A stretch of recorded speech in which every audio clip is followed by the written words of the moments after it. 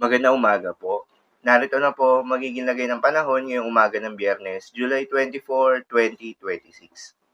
Pero bago yun, baka pwedeng palike and share naman ang video na ito. Comment ka na rin kung taga saan lugar ka para malaman natin kung hanggang saan umabot ang video na ito. Huwag mo din kalimutan na mag-follow at mag-subscribe sa ating Facebook page at YouTube channel. Sa kasalukuyan na tayo sa pag-asa, ang bagyong Quiapo nga ay patuloy na kumikilos west-northwestward habang napanatili nito ang kanyang lakas. Huli nga itong namataan sa laing 535 kilometers, silangan ng Tuguegarao City, Cagayan, o 550 kilometers, silangan ng Apari, Cagayan. Taglay ang lakas ng hangin na umabot sa 55 kilometers per hour malapit sa gitna at pagbugso na umabot sa 70 kilometers per hour. Kumikilos pa west-northwestward sa bilis na 30 kilometers per hour. Dahil sa patuloy na paglapit ng bagyong Quiapo sa ating bansa, mga lugar na nakasailalim sa Tropical Cyclone Wind Signal number 1 na dagdagan pa. Kabilang na dyan ang Batanes, Cagayan, kabilang ang Babuyan Islands, Isabela, Nueva Vizcaya, Quirino, Apayao, Abra, Kalinga, Mountain Province, Ifugao, Benguet, Ilocos Norte, Ilocos Sur, La Union at northern and eastern portion ng Aurora. At northern at central portion ng Aurora. Ang mga nabanggit na lugar ay posibleng makaranas ng malalakas na hangin with minimal to minor impacts. Ang pinakamataas na tropical cyclone wind signal na posibleng itaas sa pagdaan ng bagyong Quiapo ay signal number 2. Subalit hindi rin inaalis ang posibilidad na magtaas ng hanggang signal number 3 kung sakaling lumakas ito bilang isang severe tropical storm category, habang tinatawid nito ang extreme northern Luzon. Posible namang makaranas ang halos buong bansa ng pabugso-bugso ng hangin na hindi nakasailalim sa tropical cyclone wind signal pero dulot naman ito ng southwest monsoon o hanging habagat at paligid ng bagyong Quiapo.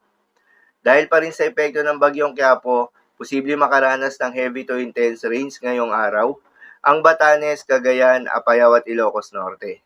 Habang moderate to heavy rains naman sa may Isabela, Abra, Ilocos Sur, Kalinga, Benguet at La Union. At dahil pa rin sa epekto nga nitong southwest monsoon, posibleng makaranas ngayon ng moderate to heavy rain sa may Antique, Guimaras, Negros Occidental, Negros Oriental, Zamboanga del Norte, Zamboanga del Sur, Zamboanga Sibugay, Lanao del Norte, Lanao del Sur, Maguindanao del Norte, Sultan Kudarat at Sarangani. Sa mga apektadong lugar, ingat sa mga posibleng banta ng pagbaha at pagguho ng lupa, lalong-lalo na sa mga lugar na inuulan na noong mga nakaraang araw pa. Para naman sa magiging track at lakas ng bagyong Quiapo, ang bagyong Quiapo ay patuloy na kikilos west-northwestward hanggang sa araw ng Sabado, patungo ng Luzon Strait bago ito lumiko pa northwestward to northward hanggang sa nalalabing forecast period nito.